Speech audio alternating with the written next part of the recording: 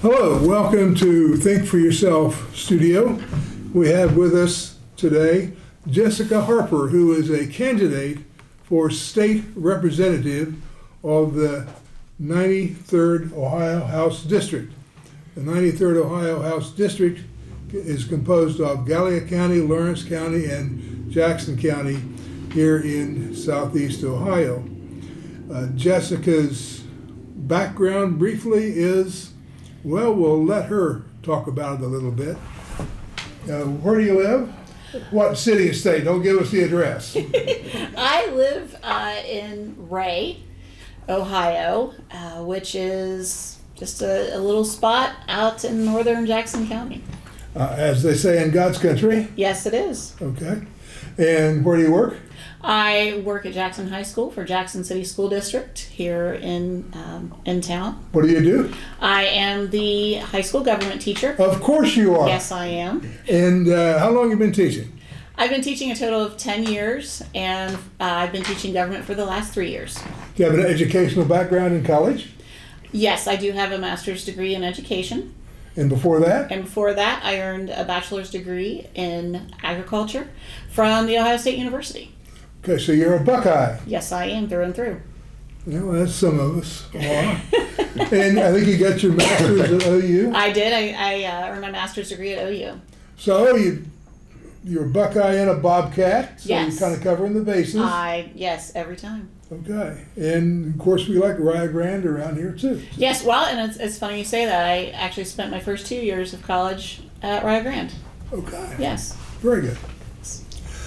So, in prep, I ask you in a jocular way, why would you do something so stupid as to run for public office Yes. in Southern Ohio? Yes. And your response was? I just think that it needs to be done. We need a change. All right.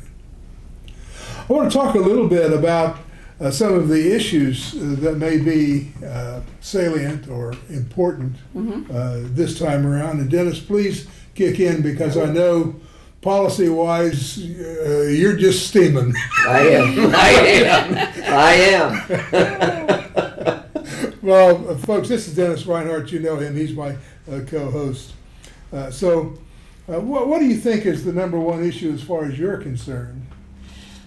I think the number one issue right now is public education. Public education is in danger. It's being threatened by the state legislature, and something needs to be done about it quickly. If you were a representative in the state house, what would you try to do about it? First thing I would like to do is to change the state budget to see the money that is currently going into the voucher program and moving it back to going to the public school districts. For our viewers, what does voucher program mean?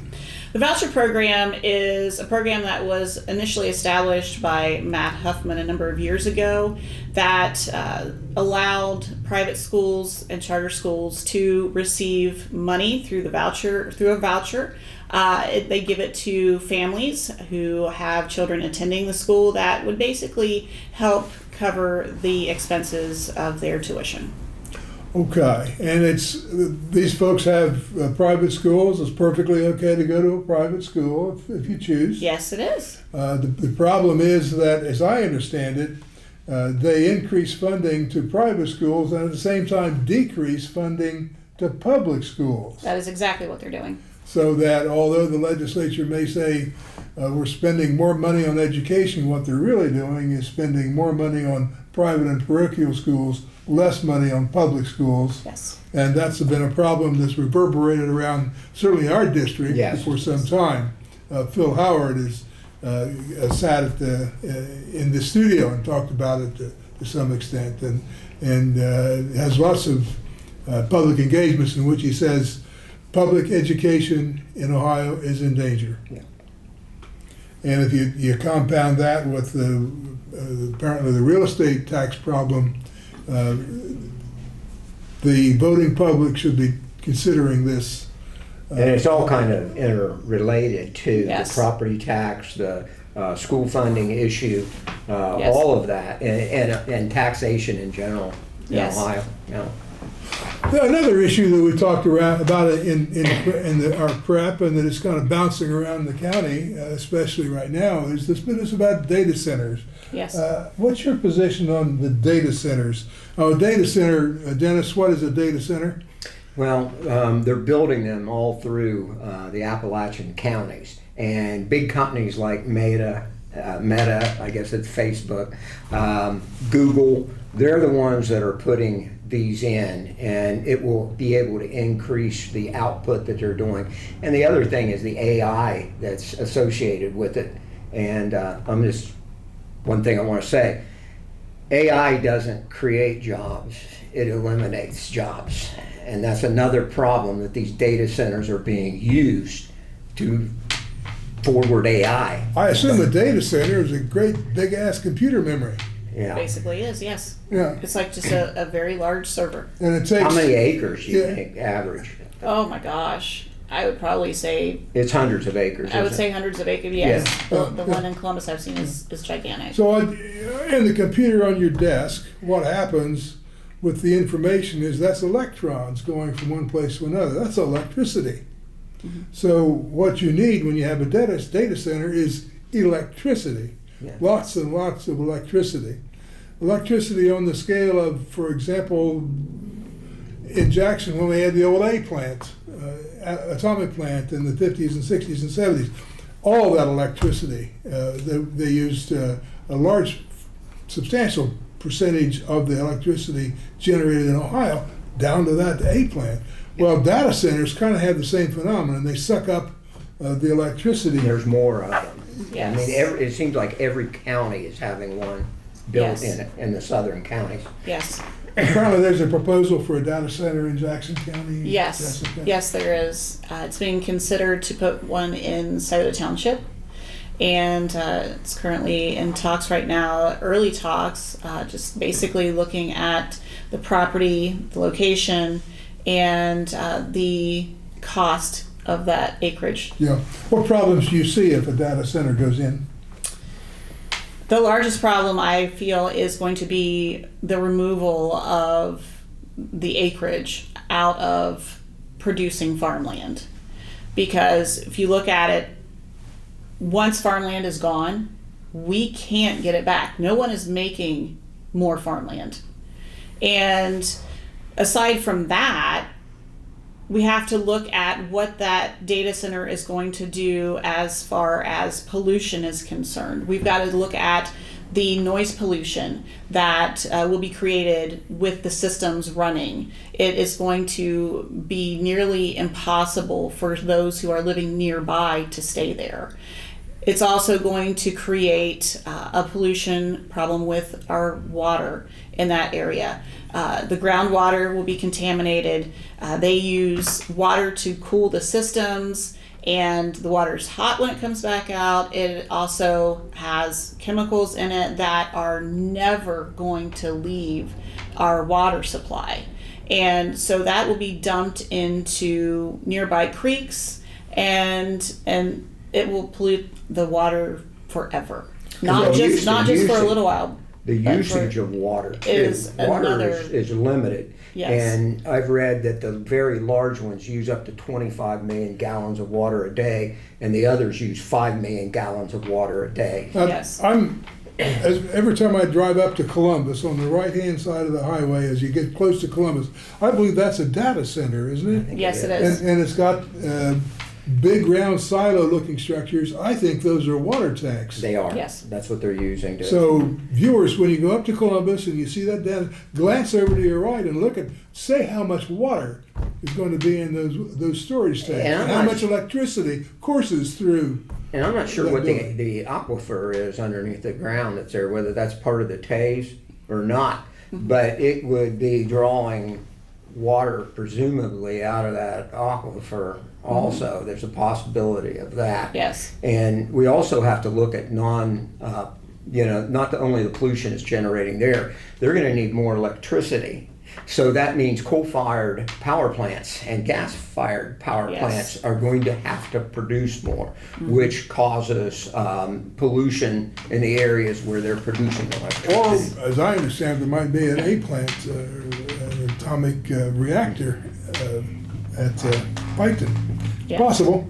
What do you think might be the effect on tax levels with respect to tax abatements and so on with a project like this? Well, what we would be looking at is a significant tax abatement for the companies that are building.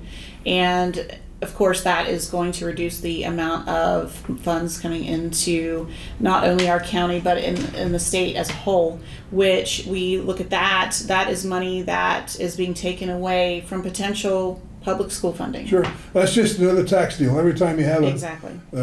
One of these plants come in or something, they always get a tax deal.